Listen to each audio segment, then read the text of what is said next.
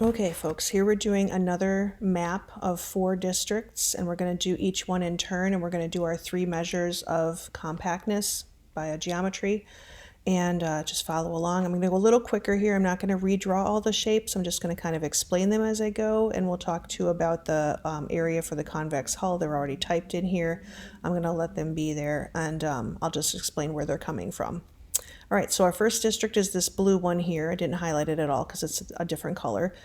So Polsby-Popper, we need to know the area of the district and the perimeter. So let's get the area by counting the squares inside. 1, 2, 3, 4, 5, 6, 7, 8, 9, 10, 11, 12, 13, 14, 15, 16. So again, 16 is our area here. It's also going to show up at the top of this calculation and at the top of this calculation.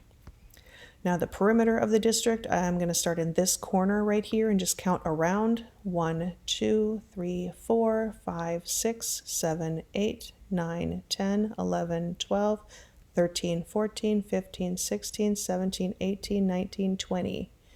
All right, so I have a perimeter of 20, so that goes in the formula where perimeter belongs, okay? Now, as I divide that 20 around into 4 equal parts, thinking of developing it back into a square, I would have a square with 5 on each side, which means the area of that square would be 5 times 5, or 25.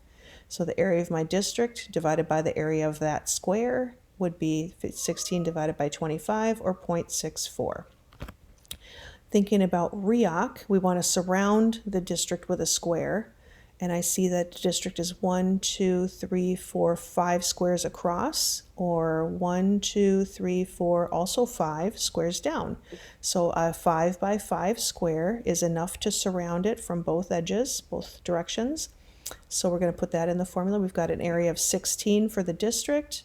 Our orange square has an area of 5 times 5, or 25, and we get a final score here of 0.64. Can those match? They sure can. All right, now the convex hull, as I'm drawing around, let's think about starting in this corner here. We go down. We need to stretch across this cave here with the diagonal. And then we're going to go down to the corner and up. That's fine. Now we have a new cave to cover with a diagonal from here to here, and then back to where we began.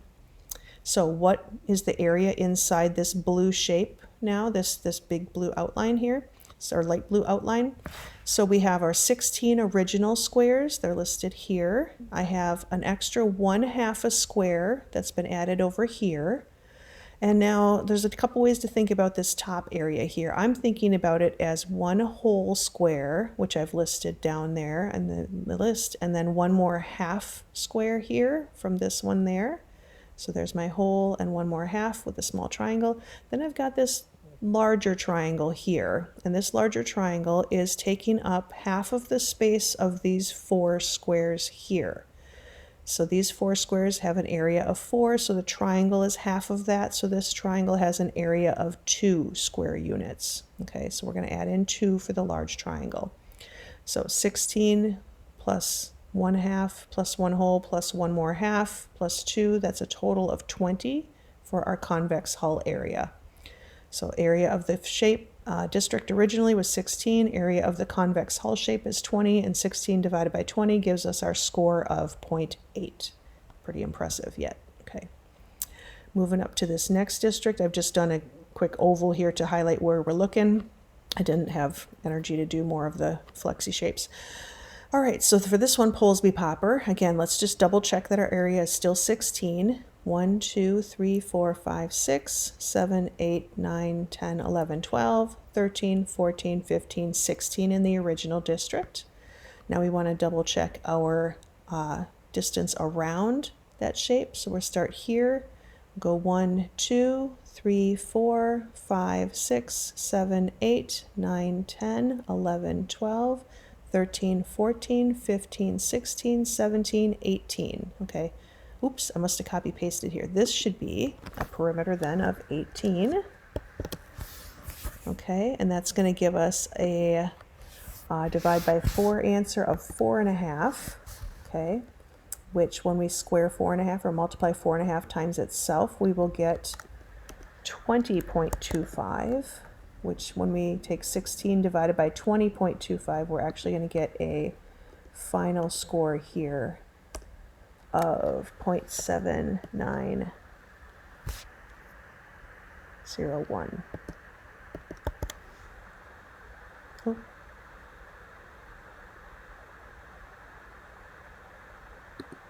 Got an extra 0 in there. Okay, there we go. And then our next job is the Reock. We're going to look for what square will surround this district. Now you can see that this district is much wider than it is tall, so we're going to use the wideness to determine what size square we'll need. So it's 1, 2, 3, 4, 5, 6 squares wide, and you can see that this square here that we've used to surround it is a 6 by 6. Okay, so our original district area is 16 over the 6 by 6 or 6 squared area of the orange square. So 16 divided by 36 is our final score of 0.4444. And then when we do convex hull, let's start in the corner up here. We're going to draw down, that's fine. We're going to use a diagonal to skip over this little cavey area here. We're going to go across, use another diagonal line to skip over this cavey area here, and then we can go up. No more caves, keep going across, no more caves, and then we're done. All right, now this one's really cool. We've got only two little nibs here that we've added in to the area of the original. So we've got our 16 original squares plus one little half here and one little half a square here. So 16 for the original plus the 2 halves from the tiny triangles gives us a total area for the convex hull of 17. And when I take 16 divided by 17, that gives us 0.9412. That is our best convex score yet. Really, really close to 1. Okay, so big, nice, big convex hull score. All right. Okay, our third district, I'm just highlighting, it's down in this lower left corner here. So again, 16 should be the area. Let's just double check. 1, 2, 3, 4, 5, 6, 7, 8, 9, 10, 11, 12, 13, 14, 15, 16. Yep. And now we need a perimeter. Let's start in the lower corner here and count around. 1, 2, 3, 4, 5, 6, 7, 8, 9, 10, 11, 12, 13, 14, 15, 16, 17, 18. All right, so then we put our 16 for the area of the district, our 18 for the perimeter, divide by 4 to get 4.5. That would be the side lengths of the perfect square we could form with the same perimeter. And 4.5 squared is 20.25, and 16 divided by 20.25 is our 0.7901. It matches the one above that we just did.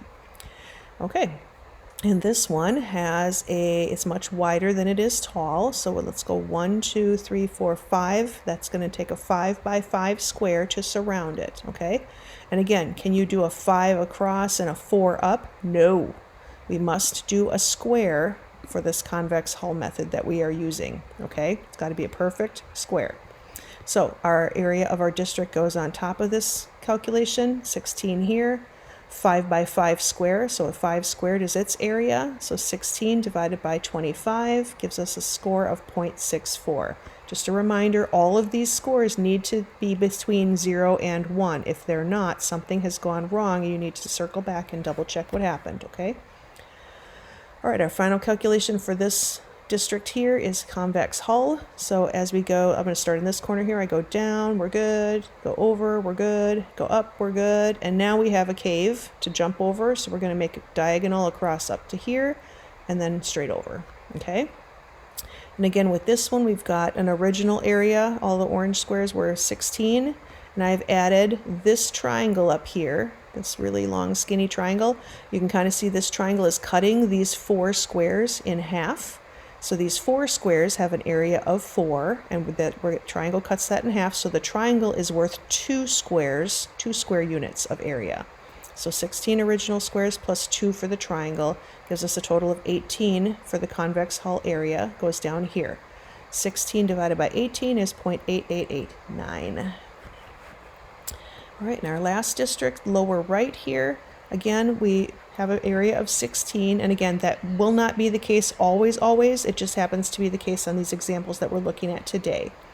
Although your districts in any given map should be very close to one another as far as how many squares they contain, because we talked about making them, equal representation. So let's just double check that we have 16 inside here. 1, 2, 3, 4, 5, 6, 7, 8, 9, 10, 11, 12, 13, 14, 15, 16. And then we need a distance around for perimeter. So I'm going to start in this corner here and count around. 1, 2, 3, 4, 5, 6, 7, 8, 9, 10, 11, 12, 13, 14, 15, 16, 17, 18. That sounds familiar. Yes, that's the same as the two above it. So same calculation here, same Polsby-Popper score. So you can kind of see now that we've done a few of these, you can kind of see why we might do more than one measurement, because if we get the same answers for some of these, we can't really break the tie unless we have some more measurements to look at. All right, so for Reock, we want our area of our district, which is still 16, and now what surrounding square would work? This is definitely taller than it is wide, so the tallness is going to determine our square in this case. 1, 2, 3, 4, 5, 6 units tall. Now again, I can't use a 6 by 3 because that's not a square. I need a 6 by 6. This whole orange square has to be what I'm considering for my Reock, okay? So area of the district is 16. The surrounding square is 6 by 6, or 36 square units. 16 divided by 36 is 0.4444. Okay. And then the convex hull, as I draw, I could draw down here just fine, over there just fine, over here just fine, over here just fine, and I've got one little cave that I need to hop over with a diagonal here, which means that I have all 16 of my original squares in this blue shape, and then I've got one little square here that is cutting 2 squares in half, which means it is worth 1 square unit on its own. So 16 plus 1, we saw that up above again. We've got that really nice convex hull score of 16 over 17 of 0.9412. So convex hull, very close to 1, really, really compact district in that measurement. And this isn't half bad either. Okay, interestingly, this one completely matches this one, even though they are different shapes. They come out with the same scores on all 3 measures. All right, thanks for watching, and bring your questions to class.